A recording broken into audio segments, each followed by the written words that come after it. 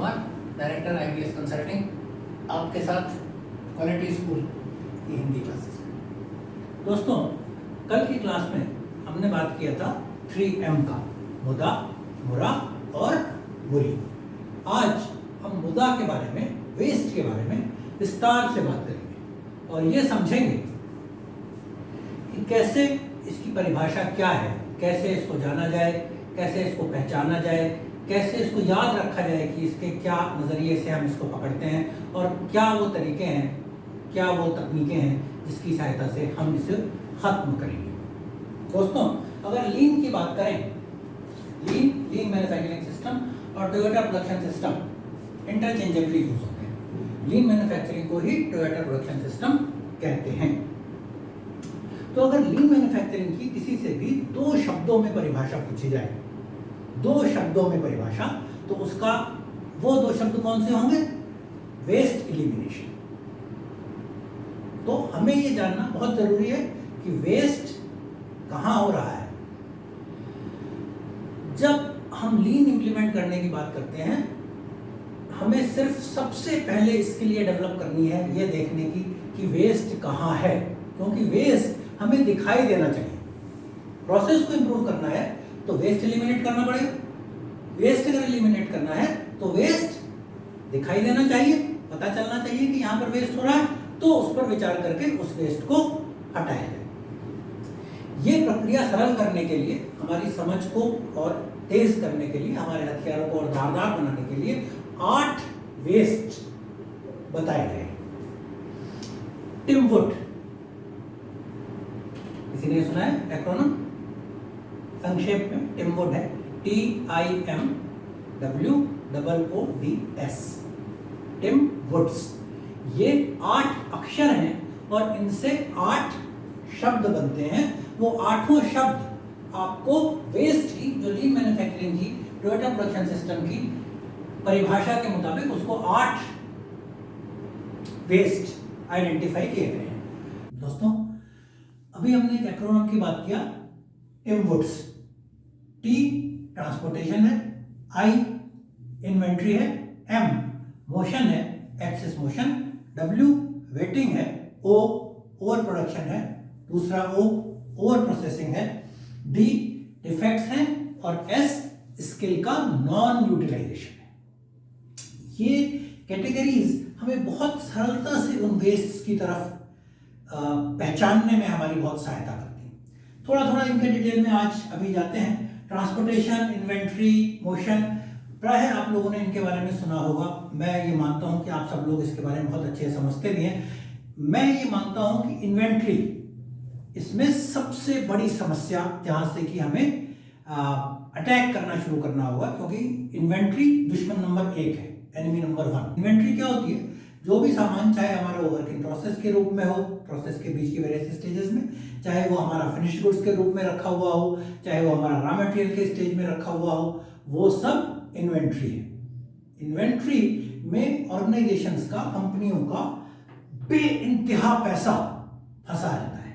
Organisations की बेइंतहा संख्या में मैन पावर उस इन्वेंट्री को संभालने में, उसको यहाँ से वहाँ रखने में, उसकी देखभाल करने में, जो बिगड़ जाता है उसको सुधारने में लगी रहती है। ऑर्गेनाइजेशंस का, कंपनियों की बेइंतहा जगह इन्वेंट्री को रखने के काम में आती है, किसी प्रोडक्टिव काम में नहीं आती है। वो सब चाहे रॉ मटेरियल को रखने में, चाहे वर्क इन प्रोसेस को रखने में, चाहे वो फिनिश गुड्स को रखने में काम आती है। और इन्वेंट्री जो सबसे बड़ी समस्या खड़ी करती है वो ये है कि प्रॉब्लम्स को छुपा लेती है। कोई भी गड़बड़ होती है, क्योंकि हमारे पास में we have got something to fall back to, तो इन्वेंट्री पे हमने जो पैसा खर्च कर रखा है वो उन समस्याओं को सबको छुपाने में, ढकने में काम में आता है। और इमीडिएटली क्योंकि प्रॉब्लम सामने नहीं आती, उनका समाधान नहीं होता और नुकसान पे नुकसान होता जाता है।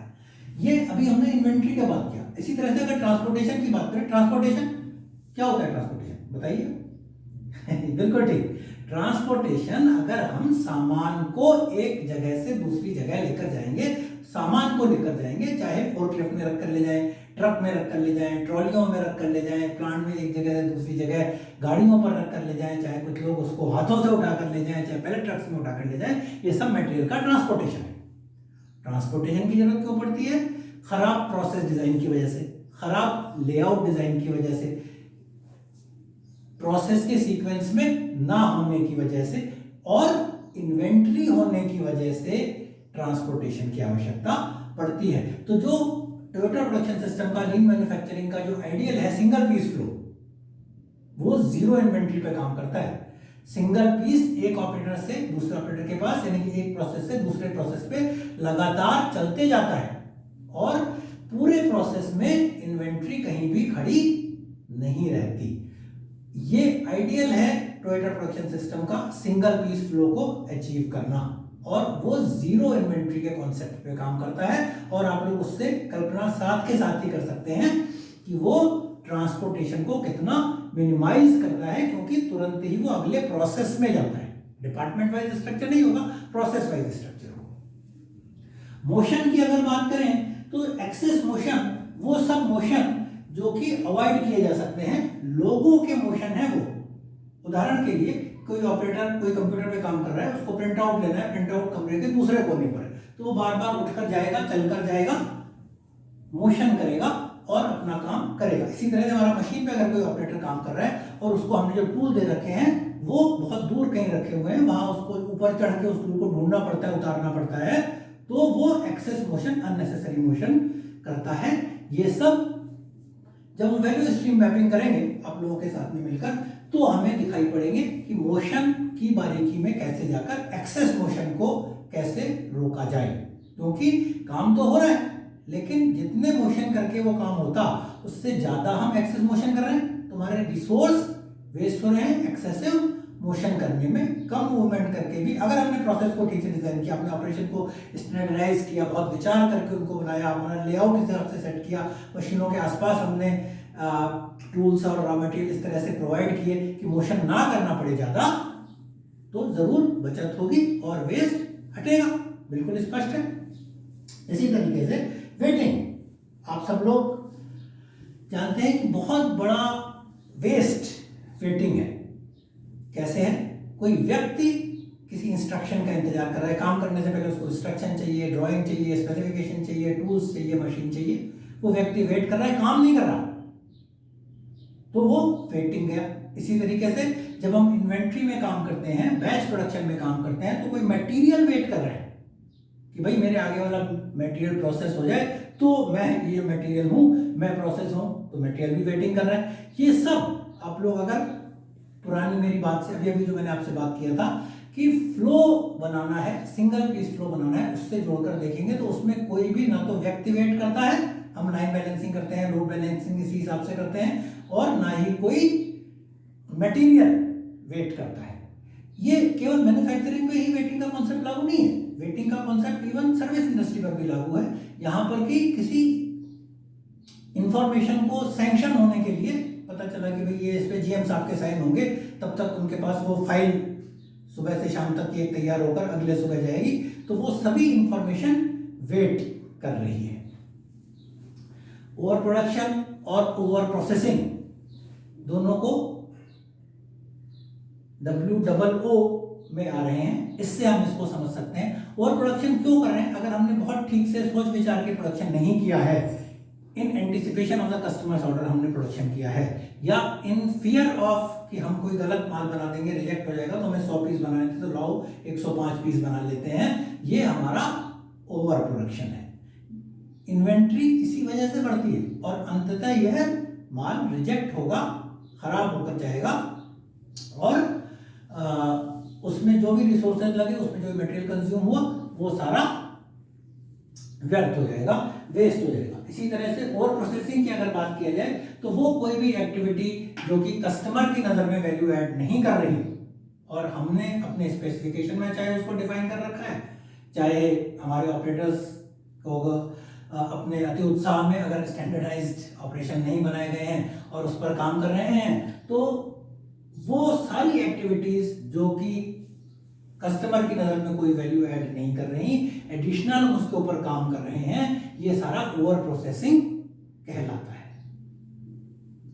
ओवर प्रोसेसिंग का और भी एक रूप है, वो रूप ये है कि जब कोई हमने डिफेक्टिव पीस आइडेंटिफाई कर लिया, तो हमें उसे ठीक करना है, ठीक करना है तो हमें उसे दोबारा इंस्पेक्ट करना पड़ेगा, पता चलाना पड़ेगा कि इसमें डिफेक्ट कहाँ है और फिर उस डिफेक्ट को ठीक किया जाएगा। तो ये भी एक तरह से ओवर प्रोसेसिंग हुआ, ना वो पीस खराब फर्स्ट बार में होता और ना हमें उसको इंस्पेक्ट करके वो तकलीफ ढूंढनी पड़ती और ना ही हम उस पर रिवर्क करके उसको दोबारा ठीक करना पड़ता। तो ये भी ओवर प्रोसेसिंग का एक दूसरा ही रूप है।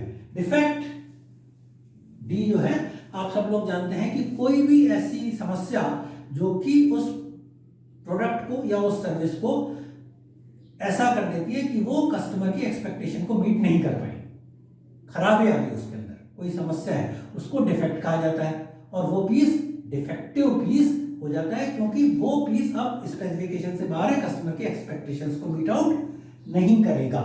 तो वो डिफेक्टिव पीस या तो रिजेक्ट हो जाएंगे अगर वो रिपेयर नहीं हो सकते, या वो रिवर्क में जाएंगे। किसी और दिन हम लोग इस पर रिवर्क और रिपेयर में क्या अंतर है, क्यों है, उस पर बात करेंगे। लेकिन ये बहुत ही स्पष्ट है कि कोई भी पीस जो कि डिफेक्टिव है वो तो ऑब्वियसली कस्टमर को नहीं दिया जा सकता, तो वो या तो स्क्रैप होगा या तो हम उसमें रिवर्क करेंगे। नुकसान ही नुकसान, वेस्ट ही वेस्ट। और हम किसकी बात कर रहे हैं?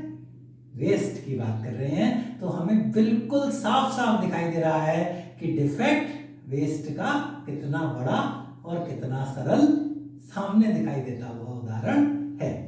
इसी तरह से आखिरी 8 में एस की अगर बात करें तो ये एस है स्किल्स का नॉट यूटिलाइजेशन। हमारे लोगों में स्किल्स है, हमारी टीम में स्किल है, हमारे इंजीनियर्स के पास स्किल्स है, हमारे ऑपरेटर्स के पास जानकारी है, उनके पास नॉलेज है, उनके पास एक्सपीरियंस है, उनके पास स्किल है, लेकिन हम अगर उनको जोड़कर साथ नहीं चलते तो उनकी स्किल्स का यूटिलाइजेशन नहीं हो पाता और किसी ऑर्गेनाइजेशन के लिए ये एक बहुत बड़ा वेस्ट साबित होता है। दोस्तों, अभी हमने इसकी 8 वेस्ट की उदाहरण के साथ में चर्चा की है। आशा करता हूं कि आप लोगों को ये अच्छे से समझ में आया हो। आज की बात यहीं तक, कल फिर मिलेंगे और किसी नए सब्जेक्ट पर बात करेंगे। धन्यवाद।